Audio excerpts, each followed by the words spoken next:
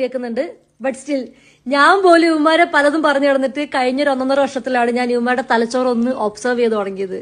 അല്ലെങ്കിൽ ഇവരുടെ തലച്ചോറ് ഒന്ന് ഡൈസെക്ട് ചെയ്ത് തുടങ്ങിയപ്പോഴാണ് മനസ്സിലായത് പകുതി മുക്കാലും ആണുങ്ങളുടെ തലയിലുള്ള പ്രഷറും എയിമും കാശുണ്ടാക്കണം, ഫാമിലിനെ എല്ലാരെയും ഹാപ്പി ആക്കി വെക്കണം.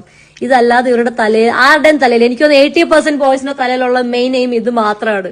ഇതിന്റെ ഇടയ്ക്ക് ഇവർ ചെയ്യുന്ന പല കുൽസിത പ്രവൃത്തികളും ഇവർക്ക് സ്വന്തമുള്ള ഇമോഷൻസ് അല്ല. കാരണം പകുതി പേർക്കും ഇമോഷൻസ് എക്സ്പ്രസ് ചെയ്യാൻ അറിയത്തില്ല.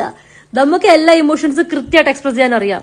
ഇവർക്ക് ഇമോഷൻസ് എക്സ്പ്രസ് ചെയ്യാൻ വേണ്ടി അറിയത്തില്ല ഫസ്റ്റ് ഓഫ് ഓൾ.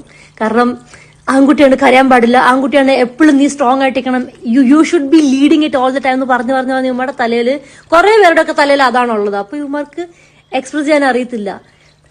ഇവർ ഈ പറഞ്ഞ കാര്യമൊക്കെ വളരെ സത്യമായ കാര്യമാണ്. ഉദാഹരണത്തിന് ഈ പ്രവാസത്തിലൊക്കെ ജീവിക്കുന്ന ഒരുപാട് പേരുണ്ട്.